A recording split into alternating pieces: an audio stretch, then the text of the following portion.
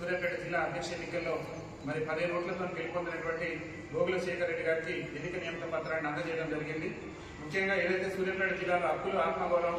రాజ్యాధికారంలో భాగస్వామ్యం కొరకు జరిగేటటువంటి పోరాటాల్లో గోగుల శేఖర్ రెడ్డి గారు బాధ్యతాయుతంగా పనిచేసి మరి జిల్లాలో ఉన్నటువంటి సంఘం శ్రేణులందరూ కూడా సమిష్టిగా సహాయ సహకారాన్ని అందించి జిల్లాలో సంఘం బలోపేతాన్ని కృషి చేయాలని చెప్పేసి కూడా రాష్ట్ర కమిటీ పక్షాన వారికి తెలియజేస్తూ సూర్యాపేట జిల్లా అధ్యక్షుడిగా గెలుపొందిన శుభ సందర్భంలో వారికి రాష్ట్ర కమిటీ పక్షాన ప్రత్యేకంగా శుభాకాంక్షలు కూడా తెలియజేస్తూ మీ మీద పెట్టినటువంటి గురుతర బాధ్యతను బాధ్యతాయుతంగా పనిచేసి వికలాంగుల సమాజానికి మరి ఇప్పుడున్నటువంటి కాంగ్రెస్ ప్రభుత్వం ఇచ్చినటువంటి హామీలు ముఖ్యంగా పెన్షన్ 6,000 పెంచడంతో పాటు ప్రధానమైనటువంటి డిమాండ్ వికలాంగుల బ్యాక్లాగ్ ఉద్యోగాల భర్తీ. రాష్ట్రంలో వికలాంగులు ఎడ్యుకేటెడ్స్ అనేక మంది నేటి వరకు కూడా చదువుకొని ఉన్నారు కానీ ఉద్యోగాల భర్తీ లేక ఏళ్ల తరబడి భర్తీ కోసం చూస్తున్నటువంటి విద్యార్థుల పక్షాన, అదేవిధంగా తెలంగాణ రాష్ట్ర ప్రభుత్వం ఏదైతే ఆర్టీసీలో మహిళలకు ఉచిత రవాణా ఇచ్చిందో అట్లనే వికలాంగుల సమాజానికి కూడా ఉచిత రవాణా ఇస్తానని చెప్పేసి ఆ రోజు పిసిసి అధ్యక్షుడిగా రాష్ట్ర ముఖ్యమంత్రి రేవంత్ రెడ్డి గారు ఇచ్చినటువంటి హామీ మేరకు ఆర్టీసీలో వికలాంగులకు ఉచిత ప్రయాణ సౌకర్యం కల్పించాలని చెప్పేసి అనేకమైనటువంటి అంశాల్లో మనం సమిష్టిగా పోరాటం చేయాలి.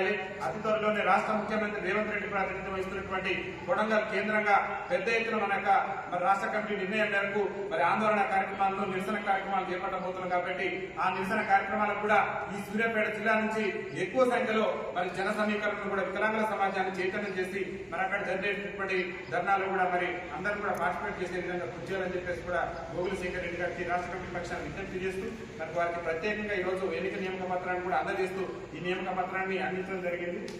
ఈ నియామక పత్రాన్ని అందుకున్న సందర్భంగా గోగుల శేఖర్ రెడ్డి గారు కొత్త విజ్ఞప్తి చేస్తున్నాం. ఇది సంఘం కోసం జరుగుతుంది. గతంలో మీరు ఏ విధంగా పనిచేస్తున్నారో మాకైతే తెలియదు. ఇప్పుడు ఒక కుటుంబంలో ఒక పెద్ద మనిషి లాగా ఈ సూర్యాపేట జిల్లాలో ఉన్నటువంటి వికలాంగులు అందరూ కూడా మరి చేదోడు బాదోడుగా ఉంటూ ఈ జిల్లాలో ఉన్నటువంటి వికలాంగుల సమాజానికి చేతునియాలి. ఏ జిల్లాలో ఏ మండలంలో ఏ గ్రామంలో ఏ సమస్య వచ్చినా ఓ పెద్దన్న పాత్ర పోషించి వాళ్ళకు మీ వంతు సహాయ సహకారాలు అందించడంతో పాటు సంఘం బలోపేతానికి కూడా కృషి చేయాలని చెప్పేసి విజ్ఞప్తి చేస్తూ జిల్లాలో అన్ని గ్రామాలు మీ సొంత గ్రామాలు కూడా వదిలిపెట్టేది లేదు. అన్ని గ్రామాల్లో కూడా జెండావిష్కరణ కార్యక్రమాలు కూడా నిర్వహించి మరి హక్కుల కోసం జరిగేటటువంటి పోరాటంలో జిల్లాలో ఉన్నటువంటి అన్ని మండలాల్లో కూడా కమిటీలు ఏర్పాటు చేసి మరి మీరు రేవంత్ రెడ్డి ప్రభుత్వం మీద మనం కాడో పేడో తెలుసుకునేందుకు ఏదైతే కొడంగల్ కేంద్రంగా నిర్వహించబోయేటటువంటి ధర్నా ఉందో ఆ ధర్నాలోపు ఈ జిల్లాలో సంఘాన్ని బలోపేతం చేయాలని చెప్పేసి కూడా విజ్ఞప్తి చేస్తూ మరి జిల్లాలో నా యొక్క విజ్ఞప్తి కూడా జిల్లా అధ్యక్షుడిగా ఎవరు ఎన్నికైనా సరే అతి త్వరలోనే మీరు వీలైనంత తొందరగా జిల్లాలో కూడా జిల్లా కార్యాలయాన్ని కూడా మరి సంఘం జిల్లా కార్యాలయాన్ని కూడా ప్రారంభించాలని చెప్పేసి కూడా, ఎందుకంటే దూర ప్రాంతాల నుంచి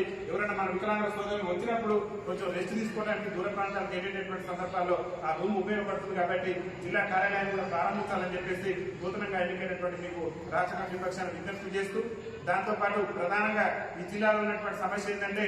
ప్రతి మండలం కూడా మీరు తిరగాలి, జిల్లాలో కమిటీలు ఏర్పాటు చేసుకోవాలి. ప్రతి నెలలో 3 సార్లు జిల్లా కార్యవర్గ సమావేశాన్ని నిర్వహించాలని చెప్పేసి కూడా గోగుల శేఖర్ రెడ్డి గారు విజ్ఞప్తి చేస్తున్నాం. మీరు చెప్పినటువంటి ఆదేశాలను